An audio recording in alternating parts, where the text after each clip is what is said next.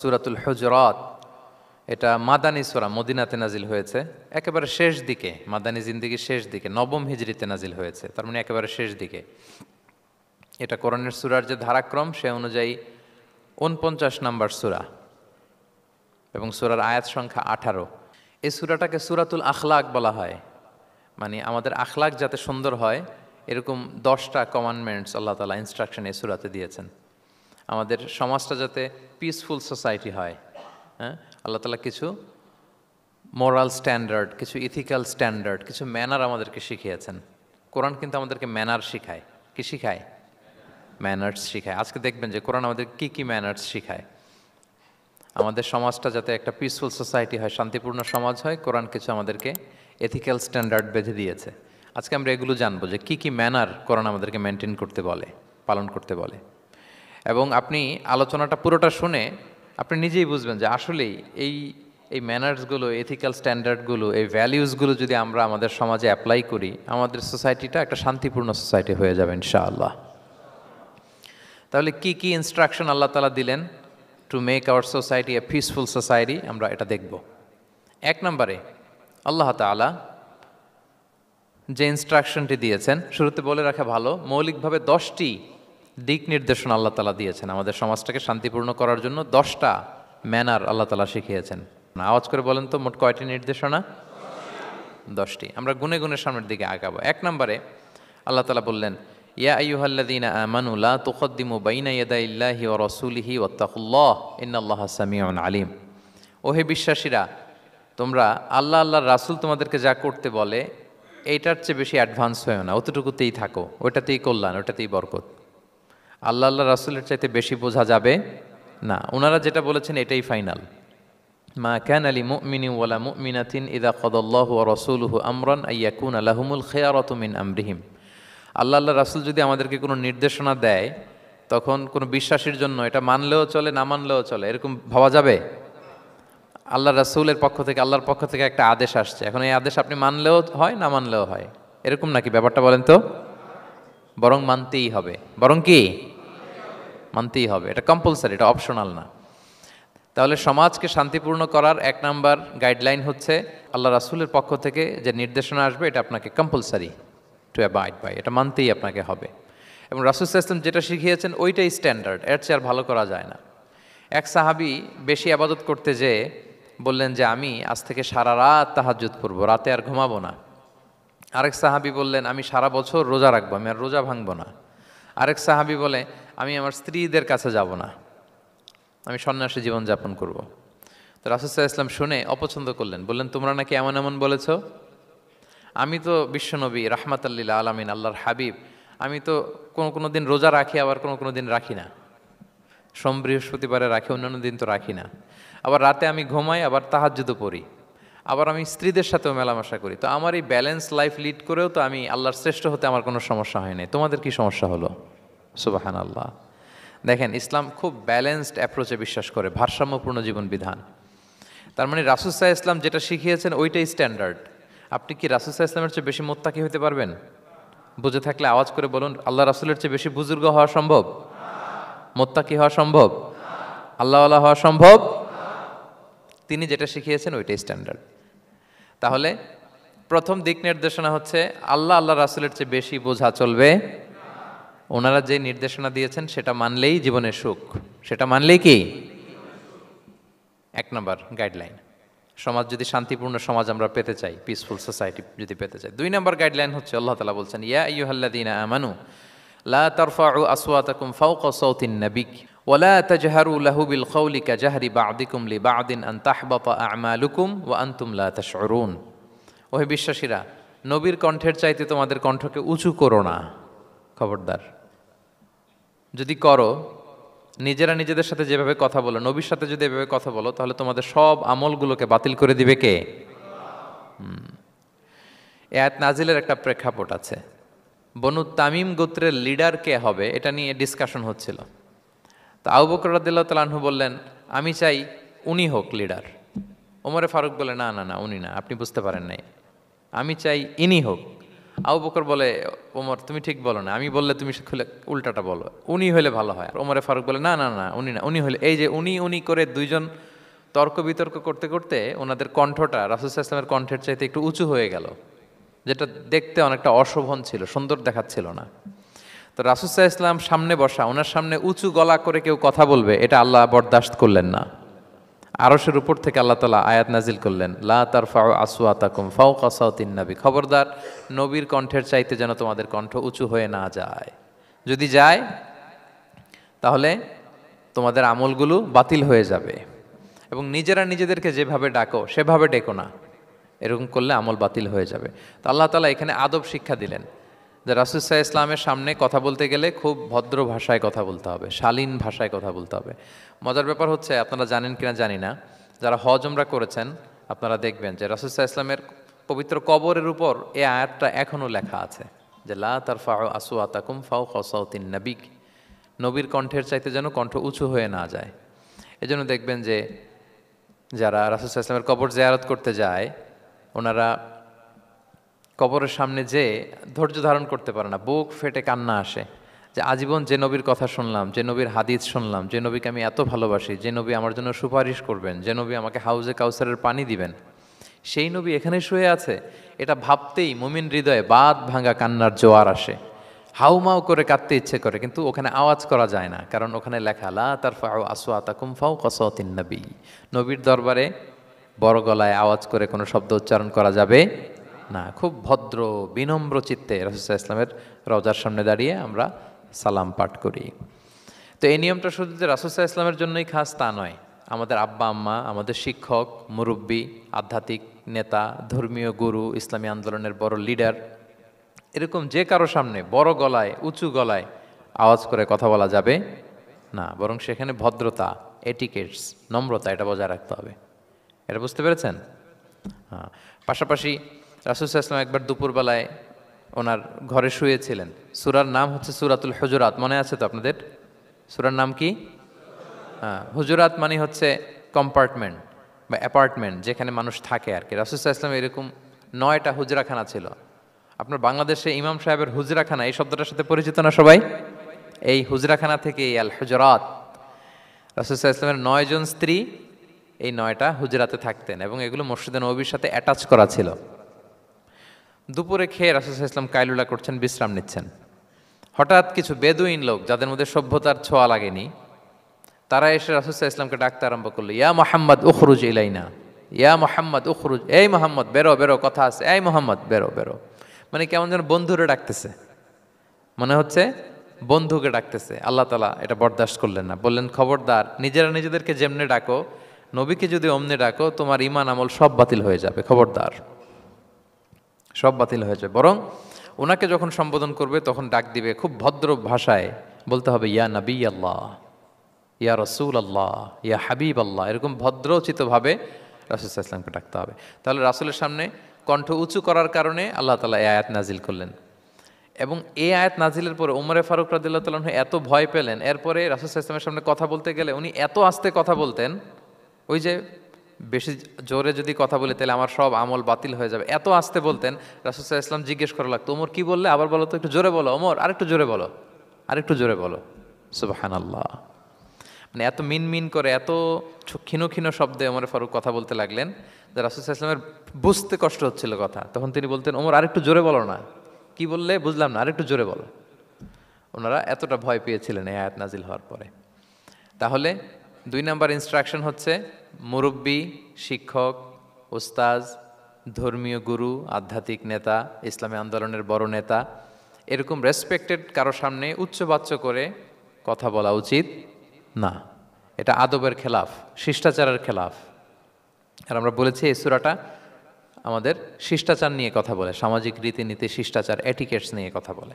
তাহলে এই যে 2টা ইনস্ট্রাকশন গেল।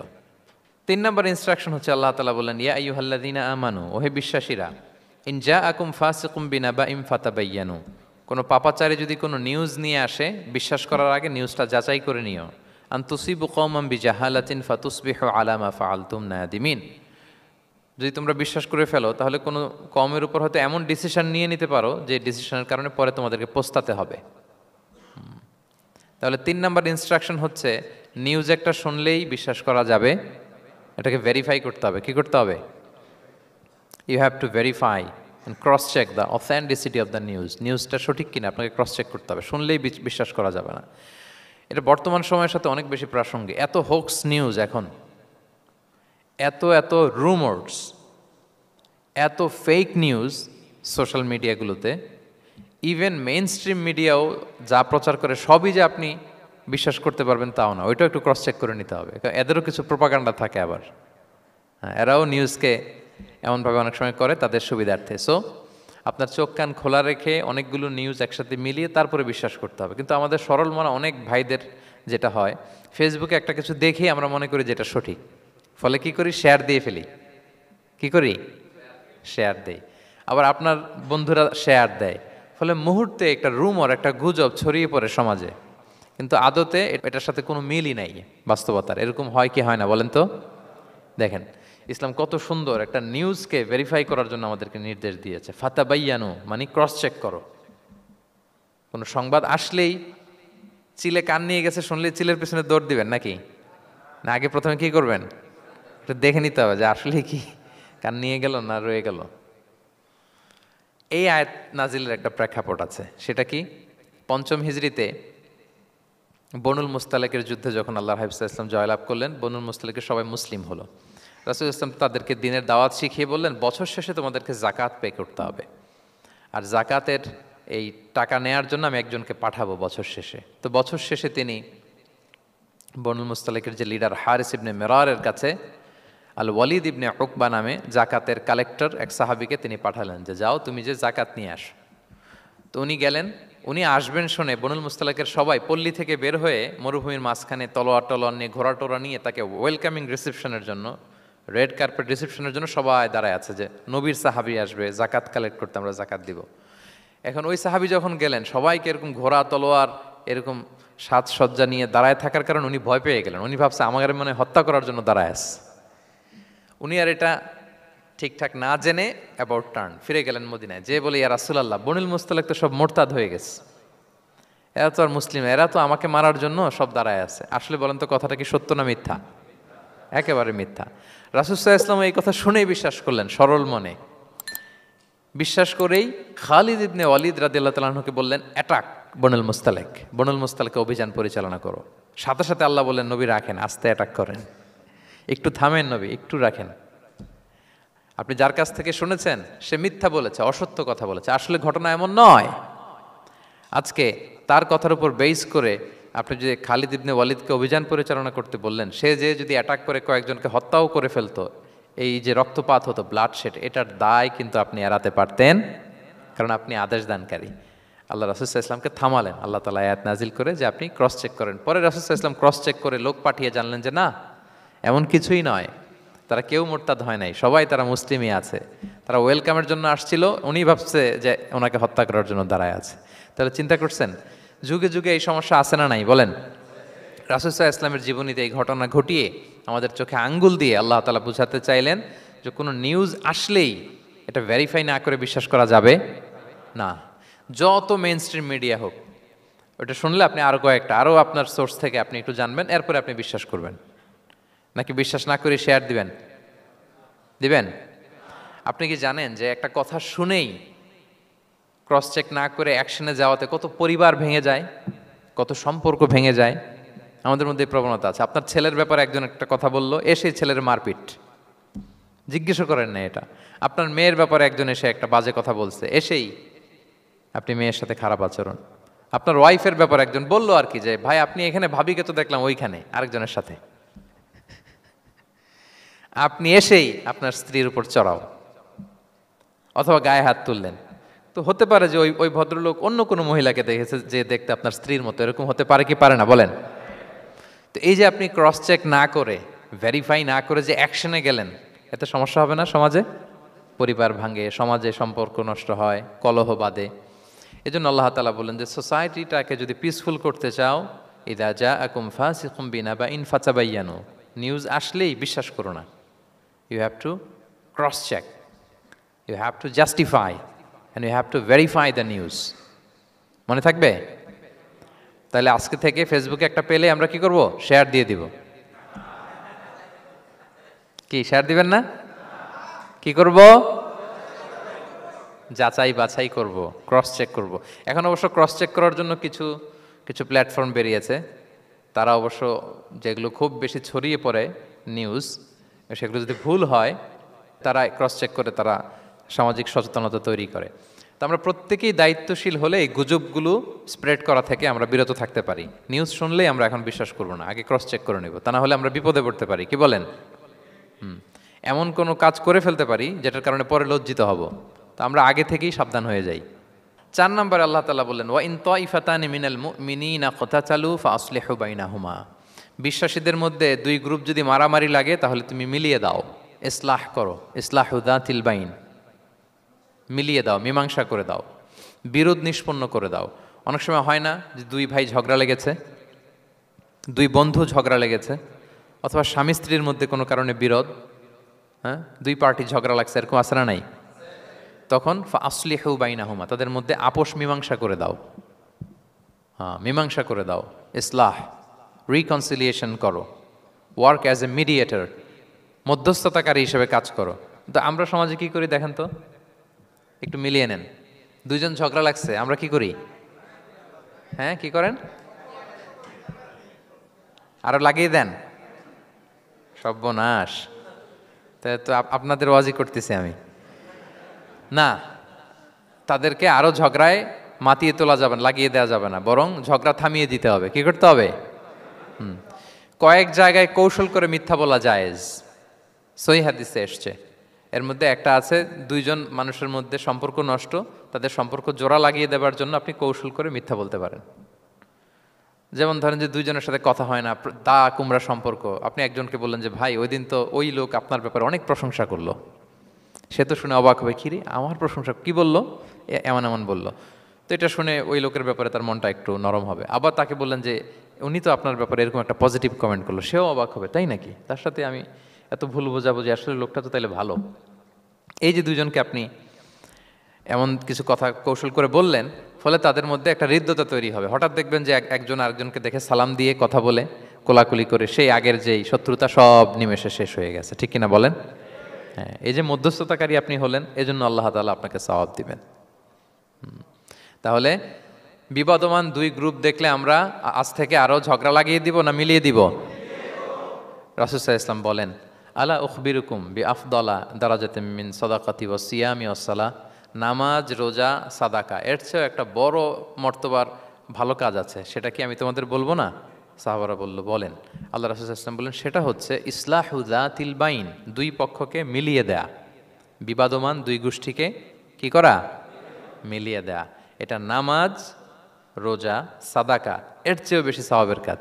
দেখেন, আমরা ইসলামটা বোঝার ক্ষেত্রে আমাদের কত ল্যাকিংস। আমরা মনে করি শুধু লম্বা দাড়ি রাখলাম, তাসবিহ একটা নিলাম, আর জিকির করতেছি দিন রাত এক করে, এরপরে নামাজ পড়তে পড়তে কপালে দাগ ফেলে, এই বোধহয় ভালো কাজ, এই সব ভালো আমিই করে ফেললাম। কিন্তু দেখেন, রাসূল ইসলাম বলেছে না, সমাজে বিবাদমান 2টা গ্রুপকে যদি মিলিয়ে দাও, এটা নামাজ, রোজা, সাদাকার চেয়ে বেশি সওয়াব তুমি পাবে।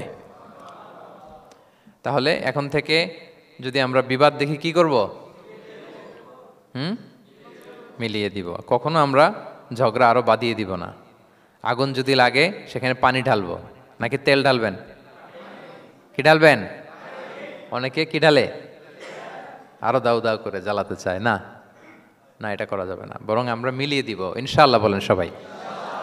আল্লাহর হাবিব সাল্লাল্লাহু আলাইহি ওয়াসাল্লাম তিনি এই কাজটা করতেন। মক্কা থেকে মদিনায় গেলেন, মদিনায় আউস খাজরাজ 2টা গোত্র, বছরের পর বছর যুদ্ধ, উনি যেই মিলিয়ে দিলেন। রাসূল সাল্লাল্লাহু আলাইহি ওয়াসাল্লাম এই যে সংলাপ, তারপর রিকনসিলিয়েশন, মিডিয়েশন, মধ্যস্থতা, এগুলোতে এক্সপার্ট ছিলেন। যে যুদ্ধ থামে না, এই যুদ্ধ মিলিয়ে দিলেন। কত প্রাণ গেল এই যুদ্ধে, কিন্তু রাসূল সাল্লাল্লাহু আলাইহি ওয়াসাল্লাম যেই আউস খাজরাজ এখন ভাই ভাই হয়ে গেছে, ভাই ভাই করে দিলেন, ভ্রাতৃত্বের বন্ধনে ওনাদেরকে আবদ্ধ করে দিলেন আল্লাহর হাবিব সাল্লাল্লাহু আলাইহি ওয়াসাল্লাম। এবং সহিহ বুখারীতে একটা বাব আছে, বাবের শিরোনাম হচ্ছে বাবু কওলুল ইমাম ইযহাবু বিনা নুসলিহ বাইনাকুম, মানে আমাকে নিয়ে চলো আমি মিলিয়ে দিব। এটা ছিল রাসূল সাল্লাল্লাহু আলাইহি ওয়াসাল্লামের বিখ্যাত বাণী। ঝগড়া একটা লাগছে, রাসূল সাল্লাল্লাহু আলাইহি ওয়াসাল্লাম বলতেন, আরে আমি আছি না, আমাকে নিয়ে যাও, আমি মিলাই দেবো। কোথাও কিছু হয়েছে, আমাকে নিয়ে যাও, আমি তো আছি, মিলাই দেবো। রাসূল সাল্লাল্লাহু আলাইহি ওয়াসাল্লাম এসেছেনই মানুষকে মিলানোর জন্য, গড়ার জন্য এসেছেন, ভাঙার জন্য নয়। তাহলে 4 নাম্বার যেটা আমরা জানলাম যে বিবাদমান দুই পক্ষকে আমরা কি করব, মনে থাকবে? এই যে আমি শুরুতে বলেছিলাম যে একটা শান্তিপূর্ণ সমাজ যদি আপনি গড়তে চান তাহলে এই 10টা ইনস্ট্রাকশনের কোনো বিকল্প নাই। এখানে সোশ্যাল নর্মস, কিছু মোরালিটি, কিছু ভ্যালিউজ, বিশেষ করে ম্যানার্স আমাদেরকে শিখিয়েছেন আল্লাহ তাআলা। তাহলে 4টা জানলাম, কয়টা? 5 নম্বরে আল্লাহ বলেন, ইয়া আইয়ুহাল্লাযীনা আমানু লা ইয়াসখার কওমুন মিন কওম আসা আন ইয়াকুনু খায়রাম মিনহুম। ওহে বিশ্বাসীরা, তোমরা একে অপরকে তুচ্ছ তাচ্ছিল্য করো না, হাসি ঠাট্টা করো না, কাউকে সুখরিয়া মানে কাউকে তুচ্ছ করা, কাউকে নিয়ে ব্যঙ্গ করা, হাসি তামাশা করা, এটা করো না, এটা কবিরা গুনাহ। মানে এমন কোনো কথা বলো না যাতে তোমার ভাইয়ের মনে কষ্ট হয়, এরকম কিছু বলা যাবে না। আমরা অনেক সময় এটা করে ফেলি, এমন কথা বলি যেটাতে আরেক ভাই বা আরেক বোন কষ্ট পায়। আমরা খুব সিম্পলি বলি, কিন্তু এটা কবিরা গুনাহ। এটা কি? বিশেষ করে তার আকৃতি নিয়ে আপনি কিছু বলতে পারবেন না, এটা বড় কবিরা গুনাহ। এটাকে বডি শেমিং বলে। কি বলে? বডি শেমিং হারাম। কারণ বডি স্ট্রাকচার, এটা কি আমার ইচ্ছা মতো হয়েছে না আল্লাহ বানাইছে? আচ্ছা, আপনি যে এত সুন্দর ফর্সা, কে বানালো? হ্যাঁ, আবার আরেকজন যে একটু শ্যামবর্ণের, তাকে কে বানালো? আপনি লম্বা, কে বানালো? কেউ খর্বাকৃতির, খাটো, তাকে কে বানালো? তাহলে আপনি আকৃতি নিয়ে তাকে যদি ঠাট্টা করেন, আসলে কি ঠাট্টা কি তাকে করা হলো নাকি আল্লাহকে? কারণ আসল ডিজাইনারটা কে? হুয়াল্লাযী ইউসাউবিরুকুম ফিল আরহামি কাইফা ইয়াশা। আল্লাহ তাআলা তোমাদেরকে যেমন চেয়েছেন ঠিক তেমন মাতৃগর্ভে তোমাদেরকে ডিজাইন করেছেন, তোমাদের আকৃতি দিয়েছেন। এজন্য কারো আকৃতি নিয়ে অবজ্ঞা করা, তুচ্ছ করা, হেয় করা, এটা প্রকারান্তরে আল্লাহকে অবজ্ঞা করার সমান। দ্য ক্রিয়েটর, যিনি স্রষ্টা, তাকে আপনি অবজ্ঞা করেছেন, ঠিক কিনা বলেন? তাহলে এখন কারো আকৃতি নিয়ে কিছু বলবেন? আমরা বাংলাদেশে এরকম বলি না? বেশি মোটা হলে তাকে একটা নাম দিয়ে ফেলি। হ্যাঁ, কি বলি? কি বলেন? মোটু। তারপর কেউ চিকন হলে তাকে একটা নাম দিয়ে ফেলি, চিকন আলী। এরপর ধরেন যে কারো হয়তো নাক ছোট, চোখ ছোট, তাকে চাকমা বলে আমাদের এলাকায়। হ্যাঁ, নাক ছোট চাকমা, তো এটা হইলো? তো সে কি নিজে তার নাককে এরকম বানাইছে? এরকম নানা ধরনের আকৃতির অনেক কিছু হতে পারে। এই যে বডি শেমিং, এটা হারাম। এটা কি? এবং জরিপে এসেছে অনেক বাচ্চারা স্কুলে যেতে চায় না তার দেহের বিভিন্ন আকৃতি নিয়ে, তার বন্ধুরা তাকে টিস করার কারণে। খুব মোটা সে, তাকে নিয়ে তার ফ্রেন্ডরা এমন কথা বলে, সে আর স্কুলে যাওয়ার প্রতি আগ্রহ ফিরে পায় না। তো এটা কত বড় সামাজিক সমস্যা আপনি খেয়াল করেছেন? হ্যাঁ, কখনো কারো আকৃতি নিয়ে কোনো কমেন্টস করা যাবে? কারণ আকৃতিটা দিয়েছে কে? এটা খবরদার, এটা বড় কবিরা গুনাহ। আব্দুল্লাহ ইবনে মাসউদ রাদিয়াল্লাহু তাআলা আনহু, এই সাহাবী, ওনার পা দুইটা ছিল চিকন পা। উনি একবার আরাক গাছের চূড়ায় উঠেছেন, মেসোয়াকের ডাল ভেঙে মেসোয়াক করবেন। বাতাসের ঝাপটা ওনার লুঙ্গিটা একটু সরে গিয়েছে, পা দুইটা দেখা গিয়েছে। তো এত চিকন পা দেখে সাহাবারা সবাই হাসতেছে নিচে। রাসূল ইসলাম বললেন, ব্যাপার কি, তোমরা হাসো কেন? বলে যে ইবনে মাসউদের পাগুলো দেখে দেখেনি রাসূল কত চিকন পা, হাসতেছে। রাসূল ইসলাম রাগান্বিত হলেন, বললেন, ওই সত্তার শপথ যার হাতে আমার আত্মা, ওই আল্লাহর কসম করে আমি বলি, লাহুমা আসকালু ফিল মিজান মিন উহুদ, এই পা দুটো মিজানের পাল্লায় রাখা হলে কিয়ামতের দিন উহুদ পাহাড়ের চেয়ে বেশি ভারী হয়ে যাবে। তার মানে এত সম্মান, ইবনে মাসউদের সম্মান আল্লাহর কাছে, কল্পনা করেন, উহুদ পাহাড়ের চেয়ে বেশি ভারী হয়ে যাবে। কিন্তু আমরা অনেক সময় এই মানুষের আকৃতি নিয়ে তুচ্ছ-তাচ্ছিল্য করি। রাসূল সাল্লাল্লাহু আলাইহি ওয়াসাল্লামের একজন স্ত্রী ছিল, নাম সফিয়া। কি নাম? সফিয়া বিনতে হুয়াই ইবনুল আখতাব। উনি আকৃতিতে কিছুটা খাটো ছিলেন এবং একটু স্থূলাকৃতির ছিলেন। তো এটাকে একটু ইঙ্গিত করে আম্মাজান আয়েশা রাদিয়াল্লাহু তাআলা আনহা একবার একটা শব্দ ব্যবহার করেছেন, মানে শব্দ দিয়ে কৌশলে বুঝিয়েছেন, তানি কসিরা, মানে আপনার সেই খাটো স্ত্রী সফিয়া। নারীদের মধ্যে এটা থাকে স্বাভাবিক, মানবীয় কারণে। একাধিক স্ত্রী হলে মানবীয় কারণে একটু জেলাসি বা একটু কিছু বিষয় থাকে, এটা থেকে মানুষ বেরোতে পারে না, এবং সেটা নবীদের স্ত্রীরাও সেটা থেকে বেরোয়া সম্ভব ছিল না। তো কথা বলতে বলতে এমন একটা শব্দ বললেন যেটা দিয়ে সফিয়া রাদিয়াল্লাহু তাআলা আনহাকে বুঝালেন যে আপনার অমুক স্ত্রী, মানে তিনি আকৃতিতে কিছুটা খাটো এবং কিছুটা স্থূলাকৃতির। এই শব্দটা রাসূল ইসলাম পছন্দ করলেন না, বললেন, আয়েশা, এটা তুমি কি বললে? আয়েশা তুমি কি জানো, লাকুত কুলতি কালিমা, তুমি এমন একটা শব্দ বলেছো সফিয়ার ব্যাপারে, লাউ মুজিজাত বিমা ইল বাহরিলা মাজহাজাতহু, এই শব্দটা যদি নীল সাগরে ছেড়ে দেয়া হয় তাহলে এই শব্দের পঙ্কিলতার কারণে নীল সাগরের পানি মুহূর্তেই কালো হয়ে যাবে। আর এরকম শব্দ যেন আমি না শুনি। আমার জান আয়েশা রাদিয়াল্লাহু তাআলা সচেতন হয়ে গেলেন, আর কখনো এরকম বলেননি। দেখেন রাসূলুল্লাহ ইসলাম কখনো এই বডি শেমিংকে স্পেস দিতেন না, কখনো না। আমরা এগুলোকে ছোট মনে করি, কিন্তু যাকে আপনি বলেন সে অনেক কষ্ট পায় মনে, সে খুব মনে কষ্ট পায়, এজন্য এটা বলা যাবে না, খবরদার। রাসূলুল্লাহ সাল্লাল্লাহু আলাইহি ওয়াসাল্লাম বলেন, ইন্নাল আবদা লা ইয়াতাকাল্লামু বিল কালিমাতি মা ইয়াতাবায়্যানু ফিহা ইয়াজিল্লু বিহা ফিন্নার। মানুষ অনেক সময় মুখ ফসকে এমন কমেন্ট করে ফেলে অন্যের ব্যাপারে, এটা দিয়ে সে মাঝে মাঝে জাহান্নামী হয়ে যায়, কিন্তু সে ভাবেই নাই এই শব্দে আমাকে জাহান্নামে ঢুকাবে। কারণ এই মুখ দিয়ে যা বেরোয় এটা বলতে অনেক সাবধানে। রাসূলুল্লাহ ইসলাম বলেছেন, দুইটা অঙ্গের গ্যারান্টি যদি কেউ আমাকে দেয় আমি তাকে জান্নাতের গ্যারান্টি দেই। মাইয়াদমান লি মা বাইনা লিহিয়াইহি ওয়া মা বাইনা রিজিলাইহি আদমান লাহুল জান্নাহ। দুই অঙ্গের গ্যারান্টি যে দেয় তাকে আমি জান্নাতের গ্যারান্টি দেই। এক হচ্ছে দুই চোয়ালের মাঝখানে যা আছে মানে জিহ্বা, এই জিহ্বার গ্যারান্টি যদি দেয়। আরেকটা হচ্ছে দুই পায়ের মাঝখানে যা আছে মানে মানুষের প্রাইভেট। এই দুইটা অঙ্গের গ্যারান্টি যদি কেউ দেয় যে এই দুই অঙ্গ দিয়ে আমি কোনো পাপ কাজ সংগঠিত করব না, বিশ্বনবী সাল্লাল্লাহু আলাইহি ওয়াসাল্লাম বলেন আমি আমার ওই উম্মতকে জান্নাতের গ্যারান্টি দেই। তাহলে তুচ্ছ তাচ্ছিল্য ঠাট্টা বিদ্রুপ করা যাবে না। 6 নম্বরে ওয়ালা তালমিজু আনফুসাকুম, তোমরা অন্যের বদনাম করে বেরিও না। লামজ আসছে লুমাজা থেকে, ওয়াইলুল লিকুল্লি হুমাজাতিল লুমাজা, যে প্রকাশ্যে অন্যের বদনাম করে বেড়ায়, অন্যের দোষ খুঁজে বেড়ায়। একদল লোক আছে দেখবেন শুধু অন্যের দোষ খোঁজে, নিজের দিকে আঙ্গুল যায় না। কিন্তু এইভাবে আরেকজনের দিকে আঙ্গুল দিলে যে 3টা আঙ্গুল নিজের দিকে যায় এটা আবার ভুলে যায়। কাউকে যদি আমি এরকম করি, আমার দিকে কয় আঙ্গুল বলেন? এই 3টা কার দিকে? আর আরেকজনের দিকে 1 আঙ্গুল। তো কাউকে কিছু বলার আগে 3বার নিজেরটা ভাববেন যে নিজে কি করেন। ওলা তাল মিজাং, অন্যের বদনাম করো না, প্রকাশ্যে অন্যের দোষ খোঁজো না। সবচেয়ে বুদ্ধিমান সে যে নিজের দোষ খোঁজে, নিজের সমালোচনা যে করতে পারে সেই সর্বাপেক্ষা বুদ্ধিমান। কিন্তু আমরা একদল আছি শুধু সমালোচনা, ওর এই সমস্যা, ওর এইটা, ওর ওর মানে তার দায়িত্ব হচ্ছে সবার সমস্যা বের করা। এরকম দায়িত্বপ্রাপ্ত কিছু লোক আছে না নাই? সবাই না, এগুলো থেকে আমাদের বেরিয়ে আসতে হবে। অন্যের দোষ খোঁজা বাদ দিতে হবে, দোষ খুঁজলে নিজের দোষ খুঁজতে হবে।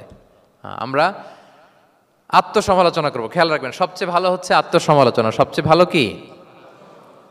তারপরে মোটামুটি ভালো হচ্ছে আলোচনা, আর সবচেয়ে খারাপ হচ্ছে সমালোচনা। কিন্তু আমরা সবচেয়ে করি বেশি কোনটা? এটা চেঞ্জ করতে হবে, আত্মসমালোচনা বাড়াইতে হবে। আমি প্রায় একটা কথা বলি, small people talk about people, average people talk about things, and great people talk about ideas. ছোট মনের মানুষ যারা, এরা মানুষ নিয়ে কথা বলে, এর এই সমস্যা ওর।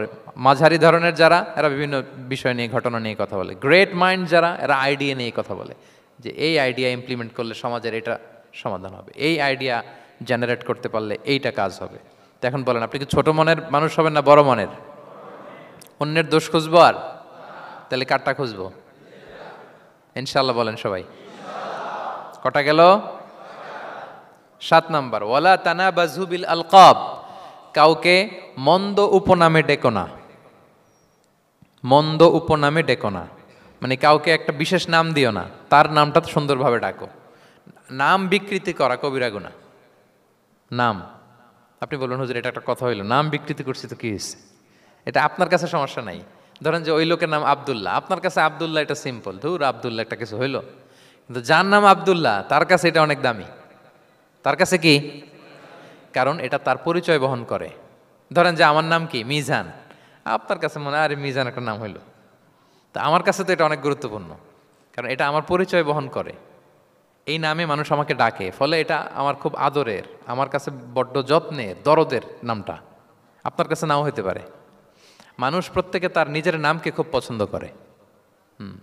দেখবেন যে মানুষ কাগজ পেলে নিজের নামটা লেখে, সিগনেচার দেয় একটা, দেখবেন দেয়। এরপর দেখবেন যে সি বিচে ঘুরতে গেলে বালুর মধ্যে নিজের নামটা লিখে, দেখবেন লিখে। শুধু তাই না, লিখে আবার একটা লাভ আঁকে, লাভ চারদিকে আঁকে। কেন আঁকে?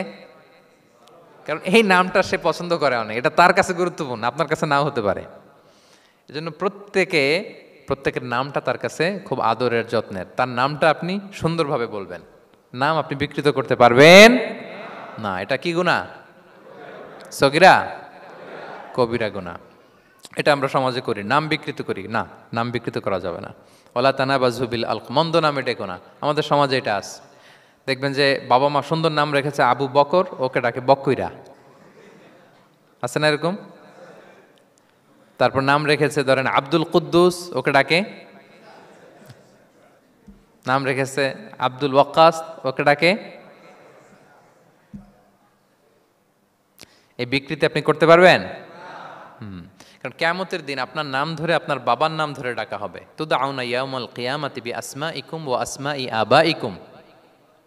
কিয়ামতের দিন তোমার নাম, তোমার বাবার নাম, যখন আপনাকে ডাকবে ফেরেশতারা, আপনার নাম এবং আপনার বাবার নাম ধরে ডাকা হবে। এজন্য রাসূল সাল্লাল্লাহু আলাইহি ওয়াসাল্লাম বলেন ফা আহসিনু আসমাক, তোমাদের নামগুলো সুন্দর রেখো, নাহলে সেই দিন ডাকবে বল্টুর ছেলে কল্টু দাঁড়াও, তখন এই কোটি কোটি মানুষের সামনে আপনি এই নাম নিয়ে দাঁড়াবেন আর লজ্জায় পড়বেন। আর যদি বলে আব্দুর রহমানের ছেলে আব্দুল্লাহ, আসো, কত সুন্দর। নামগুলো ভালো আলেম দিয়ে ক্রস চেক করে কনসালটেশন করে এরপরে রাখবেন। আর কাউকে মন্দ নামে কখনো ডাকা যাবে না, তার বংশের কোনো খারাপ কিছু দিয়ে তাকে ডাকা যাবে না। ধরেন একজনের বাবা ছিল চোর, কিন্তু তার সন্তান সে সৎ মানুষ হইতে পারে না, এখন বাবার কথা কি আপনি চোরের পোলা বলে ডাকতে পারবেন? আপনি ডাকবেন না, বলতে পারবেন না, কারণ সে তো ভালো। তাহলে নাম বিকৃত করা, মন্দ উপনামে ডাকা, এটা কবিরা গুনাহ। এটা আমরা কখনো করব? মনে থাকবে প্রিয় ভাইরা? আচ্ছা, ৮ নম্বরে আল্লাহ তাআলা বলছেন ইয়া আইয়ুহাল্লাযীনা আমানু জিতানিবু কাসীরাম মিনায-যন, ওই বিশ্বাসীরা তোমরা ধারণা থেকে বেঁচে থাকো। ইন্না বা'দা-যন্নি ইসমুন, কিছু কিছু ধারণা আছে এটা পাপ। ধারণা, অ্যাজাম্পশন করে কথা বলা নিষেধ। ধারণার উপর বেস করে কথা বলা যাবে। অনেকে ধারণার উপর কথা বলে, বেশিরভাগ ধারণাই মিথ্যা হয়। ধারণার বেশিরভাগ কি হয়? সো আপনি ধারণা, বেসড অন ধারণা আপনি কোনো কথা বলতে পারবেন, মানে যেটাকে আমরা বাংলায় বলি আন্দাজে কথা বলা। বাংলা আমরা কি বলি? আন্দাজে আপনি কিছু বলতে পারবেন না, আপনাকে নিশ্চিত হইতে হবে। আমরা খালি চোখে যা দেখি, বাস্তবে ওই ঘটনা নাও হতে পারে এরকম। হোয়াট এভার উই সি, এটা রিয়েল সিনারি নাও হতে পারে, কিন্তু ভেতরে হয়তো এমন কিছু একটা আছে যেটা আমরা জানি না। এজন্য ধারণা করে কথা বলা নিষেধ ইসলামে। ওয়া ইন্না যান্না লা ইউগনি মিনাল হাক্কি শাইআ, আল্লাহ বলেন ধারণা কখনো সত্যের বিকল্প হতে পারে না। আপনাকে সত্যটা জেনে বলতে হবে, আপনি ধারণার উপর কিছু বলতে। আমরা এরকম সমাজে অনেক করি, অনেক আপনি পাবেন। দেখবেন যে ধরেন যে আপনাকে আপনার এক বন্ধু দেখলো, রিক্সা দিয়ে যাচ্ছেন, আপনার পাশে এক নারী বসা, তো সে অনেক কিছু খারাপ ধারণা করতে পারে। এরকম হয় না সমাজে? তো এমন হতে পারে যে আপনি আপনার ছোট বোনকে নিয়ে বেরিয়েছেন, হতে পারে না? কিন্তু আপনি তো একটা ধারণা করে ফেললেন অন্য কিছু। বা আপনার ভাগ্নিকে নিয়ে বের হয়েছেন, আপনার খালাকে, আপন খালাকে নিয়ে বেরিয়েছেন কোনো কাজে, ডাক্তারের কাছে, বা কিছু একটা হতে পারে। কিন্তু তাকে দেখেই আমি এদিক সেদিক বলতে আরম্ভ করলাম যে ওকে তো দেখছি এরকম এরকম এরকম, আছে না নাই? আমাদের সমাজে আমি দেখেছি যে কারো যদি ঠোঁট কালো হয় তো মানুষ ধারণা করে নেই লোকটা মনে হয় সিগারেট খায়। কিন্তু সিগারেট সেবন করা ছাড়াও কারো ঠোঁট কালো হতে পারে কি পারে না বলেন? এই যে এগুলো সমাজে প্রচলিত। বিয়ে করার পর পর ইমিডিয়েট যদি কেউ একটা গাড়ি কিনে বা হুন্ডা কিনে, এটা কি বলে বলেন তো? এই বোধহয় শ্বশুর বাড়ি থেকে যৌতুক নিয়ে আসছে। দেখছেন, এরকম ভুরি ভুরি আপনি সমাজে পাবেন যে আন্দাজে ধারণার উপরে আমরা অনেক কথা বলে ফেলি, কিন্তু নিশ্চিত না হয়ে আপনি কোনো কমেন্টসে যেতে পারবেন না, এটা একেবারে নিষেধ। ৯ নম্বরে আল্লাহ বললেন ওয়ালা তাজাসসু, গোয়েন্দাগিরি করো না, স্পাইগিরি করো না, অন্যের ব্যক্তিগত বিষয় নিয়ে খোটাখুটি করো না। এরকম স্বভাব আমাদের অনেকের আছে না নাই? অনেকে দেখবেন যে অনেকের প্রাইভেট বিষয় নিয়ে খোঁচাখুচি করতে সে বড্ড মজা পায়, আছে এরকম? এটা হারাম, আওয়াজ করে বলুন এটা কি? ওয়ালা তাজাসসু, গোয়েন্দাগিরি করো না। Everyone has personal space and no one should interfere someone's personal space. কেউ কারো পার্সোনাল স্পেসে ইন্টারফেয়ার করা যাবে না। প্রত্যেকের একটা প্রাইভেট এরিয়া আছে, প্রাইভেসি আছে। দেখেন ইসলাম প্রাইভেসিকে কত গুরুত্ব দেয়। প্রত্যেকের প্রাইভেসিকে ইসলাম কত গুরুত্ব দেয়। কারো প্রাইভেসির মধ্যে ইন্টারফেয়ার করা এটা ইসলাম পছন্দ করে না। এজন্য খবরদার, কারো ব্যক্তিগত কোনো ইস্যু নিয়ে আমরা নাক গলাতে পারবো না। কারো মোবাইল ধরে মোবাইলের গ্যালারি চেক করা, কারো ইনবক্স চেক করা, কাউকে না বলে কারো চিঠি পড়ে ফেলা, উকি মারা, আড়ি পাতা, এগুলো হারাম। এগুলো কি? তো এরকম সব আমাদের আছে না নাই? আড়ি পেতে শুনতে চাই, উকি মারি, তারপর সে কি করে দেখি তার প্রাইভেট মুহূর্তে, তারপর তার মোবাইল চেক করি, তার গ্যালারি চেক করি, তার ইনবক্স চেক করি। এই দায়িত্ব ইসলাম আমাদেরকে দেয়। এমনকি ইসলামী রাষ্ট্রও যদি হয়, ইসলামী রাষ্ট্রের জন্য এটা দায়িত্ব না যে প্রত্যেকে ব্যক্তিগত তার বেডরুমে তার প্রাইভেট লাইফে কি করে এটা দেখা, ইটস নট হিজ বিজনেস। ইসলামী রাষ্ট্র মানুষকে ন্যায়, কল্যাণের পথ, সুন্দর জীবন পরিচালনার জন্য উৎসাহিত করবে, কিন্তু প্রত্যেকে প্রাইভেট লাইফে কি করে ওইটা সিসি ক্যামেরা লাগিয়ে দেখা, এটা কারো দায়িত্বের মধ্যে পড়ে না। এটা একেবারে নিষেধ। এটাকে বলে তাজাসসুস, গোয়েন্দাগিরি করা। বরং ইসলাম কি উৎসাহিত করে জানেন? অন্যের দোষ দেখলে এটাকে গোপন রাখতে উৎসাহিত করে। গোপন রাখবেন। মান সাতারা আইবান সাতারাহুল্লাহু ইয়াউমাল কিয়ামা। কেউ যদি তার ভাইয়ের দোষ গোপন রাখে, কিয়ামতের দিন আল্লাহ তার দোষ গোপন রাখবে। ওমান কাশাফা আওরাতা আখি, বিষ্ণু বলেন, কিন্তু কেউ যদি তার ভাইয়ের কোনো গোপন জিনিস প্রকাশ করে দেয়, কাশাফাল্লাহু আওরাতাহু, আল্লাহ তার সব গোপন জিনিস প্রকাশ করে দিবে। বলেন, আমাদের প্রত্যেকেরই গোপন জিনিস আছে না নাই? এখন আমাদের সব ভুল, সব গোপনীয়তা যদি প্রকাশ হয়ে যায়, কি হবে তখন? আল্লাহ নিজে দায়িত্ব নিচ্ছে যে তুমি যদি তোমার ভাইয়ের কিছু ফাঁস করো, তোমার হাড়ি আমি হাটে ভাঙবো। হাটে হাড়ি ভাঙবো তোমার আমি, তখন দেখা যাবে। আমাদের অনেকের এই মানসিকতা আছে, অন্যের প্রাইভেট বিষয় নিয়ে কখনো আপনি নাক গলাতে পারবেন না। কারো প্রাইভেসিতে আপনি ইন্টারফেয়ার করবেন না, কারো প্রাইভেট স্পেসে আপনি ইন্টারফেয়ার করবেন না। এটা খুব বাজে একটা স্বভাব, এটা ইসলাম হারাম করে দিয়েছে। আমাদের অনেকের মধ্যে আছে খুঁটে খুঁটে, ভাই এটা কি, ওইটা কি করছেন, সরকারি চাকরি না প্রাইভেট চাকরি, বেতন কত, বয়স কত, ওইটা কত, ওইটা কত, হাবি যাবি, এটা তার, ইটস নট হিজ বিজনেস। তারপর মানুষ খুঁচিয়ে খুঁচিয়ে। নিঃসন্তান দম্পতি আমি দেখেছি, তাদেরকে পেলে অনেকে, ভাই কি সমস্যা, কয় বছর হইল, বাচ্চা নিচ্ছেন না কেন, কবে হবে, কার সমস্যা, আপনার সমস্যা না ভাবির সমস্যা, বেটা তোর কি সমস্যা ওটা বল। একজন নিঃসন্তান দম্পতি তারা কি স্ট্রাগলের মধ্য দিয়ে যায় আপনি জানেন? এটা তার জন্য পরীক্ষা। ওই পরীক্ষার মধ্যে আপনি খুঁচিয়ে খুঁচিয়ে, মানে সে kind of he is a gynaecologist, সে আপনার ইয়ে করতেছে, ট্রিটমেন্ট দিচ্ছে, ভাই কি হয়েছে, এইটা ওইটা, তাদেরকে বিব্রত করে একটা পরিস্থিতিতে ফেলা, এম্বারাসিং একটা সিচুয়েশনে ফেলা, এটা হারাম। এই ম্যানারগুলো ইসলাম আমাদেরকে ধরে ধরে শেখায় যে এটা তোমার বিজনেস না, তুমি খুঁচিয়ে খুঁচিয়ে মানুষের ব্যক্তিগত বিষয় যেটাতে সে বিব্রত বোধ করে, এগুলো তুমি জিজ্ঞেস করতে পারো না। আল্লাহ বলেছেন খবরদার, ওলা তাজাসসু, ওলা তাজাসসু, গোয়েন্দাগিরি করো না, কারো ব্যক্তিগত বিষয় না। অনেকের এটাতে খুব ইন্টারেস্ট, কার স্ক্যান্ডাল বেরোইছে। প্রায় দেখবেন যে এরকম দেখা যায়, অমুক নেতার স্ক্যান্ডাল ফাঁস, অমুক নায়কের স্ক্যান্ডাল ফাঁস। তোমার স্ক্যান্ডাল কবে ফাঁস হবে এটা বলো? নিজের চরকায় তেল দিতে হবে, আরেকজনের কি হলো, তার কি ভুল আছে, দোষ ত্রুটি আছে, ওগুলো খুঁজে দেখার জন্য আল্লাহ আমাকে দুনিয়ায় পাঠাই। তাহলে আমরা যেন কারো প্রাইভেসি হ্যাম্পার না করি। প্রিয় ভাইরা, এটা ইসলাম আমাদেরকে উৎসাহিত করে, নির্দেশনা দেয় যে আমরা কারো প্রাইভেট কোনো ইস্যু নিয়ে নাক গলাবো না, ব্যক্তিগত বিষয়ে নাক গলাবো না। কারো দোষ দেখলে এটা আমি গোপন রাখবো। কি করব? আনলেস ইউ আর এ জাজ, আপনি বিচারক, আপনার কাছে আসছে, তখন আপনি বিচার করবেন। কিন্তু এমনি এমনি আপনি জাজমেন্টাল হতে পারবেন না। You can not jump to the conclusion, একটা কিছু আন্দাজে বলে ফেলতে পারবেন না। এই দায়িত্ব আপনাকে দেয়া হয়নি। ইসলামে ব্যভিচারের মতো কোনো বিষয় দেখলেও আপনি বলতে পারবেন না। ব্যভিচার, অ্যাডাল্ট্রি, ফর্নিকেশন, জিনা, এগুলো দেখলে আপনি বলতে পারবেন না। বললে 4 জন নিয়ে বলতে হবে একসাথে। আপনি 3 জন যে যদি কাজের কাছে বলেন যে এই ছেলে আর মেয়েকে আমি অপকর্ম করতে দেখছি, কাজী 3 জনকে নিয়ে আগে 80 টাকা করে বেত মারবে পিঠে, তো করে দেখতে বলছে কে? তোমাদেরকে এই কাজ অবজার্ভ করতে বলেছে কে? কারণ 3 জন মিলে এই উইটনেস হবে না। 4 জন উইটনেস যদি থাকে তাইলে তাও আমরা দেখছি বললে হবে না, তারপরও মায়ের। আরও রলি আমি বলি, 4 জন এসে যদি বলে যে আমি একজন নারী একজন পুরুষকে ন্যাকেড অবস্থায় এই ঘরে প্রবেশ করতে দেখছি, তারপর কাজে নিয়ে এই 4 জনের আশীর্বাদ দিবে, কারণ এতেও প্রমাণিত হয় নাই।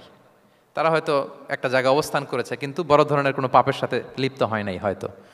তার মানে একেবারে চাক্ষুষ, তাও নারী দিয়ে এই উইটনেস হবে না, 4 জন পুরুষ এই পাপ কাজের চাক্ষুষ সাক্ষী ছিল, এটা যদি বলে সব কিছু যদি মিলে যায় তারপরে তাদেরকে শাস্তি দেয়া যাবে, এর আগে সম্ভব না। এটা কোনো মানুষ কোনো পাপ কাজ এইভাবে লোকচক্ষুর সামনে কখনো করে না। তার মানে দেখেন এটা কেন এরকম শক্ত করা হলো, যাতে আপনি না বলেন, কারণ বলতে গেলে আপনি আরো মাইর খাবেন, অপবাদের শাস্তি পাবেন।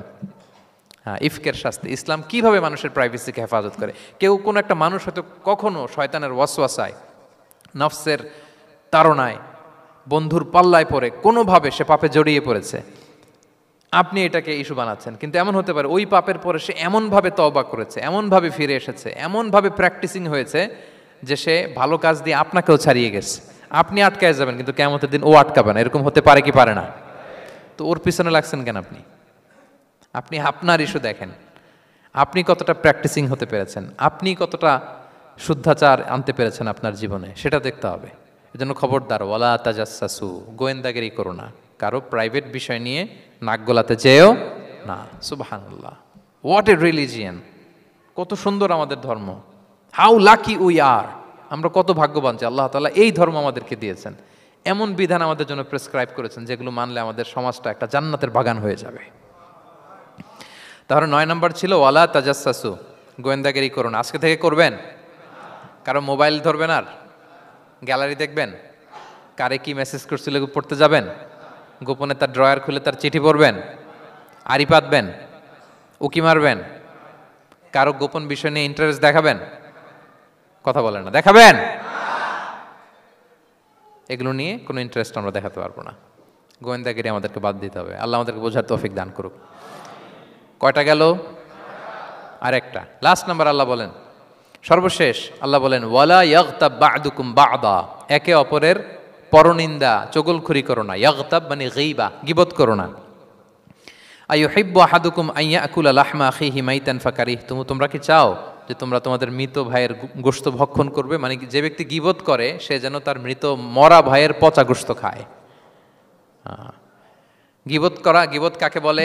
রাসূল সাল্লাল্লাহু আলাইহি ওয়াসাল্লাম বলেন, গীবত হচ্ছে যিকরুকা আখাকা বিমা ইয়াকরাহু, তোমার ভাইয়ের অনুপস্থিতিতে তোমার ভাই সম্পর্কে এমন কিছু বলা যেটা শুনলে সে অপছন্দ করে, এমন কিছু বলা যেটা শোনা সে পছন্দ করে না। তো এক সাহাবী বলেন, ইয়া রাসূলুল্লাহ আফারাআইতা ইন কানা ফি মা আকুল, হে আল্লাহর রাসূল, আমার ভাইয়ের মধ্যে যদি আসলেই সেই সমস্যাটা থাকে তাইলেও কি গীবত হবে? রাসূল সাল্লাল্লাহু আলাইহি ওয়াসাল্লাম বলেন, আরে তাইলেই তো গীবত হবে।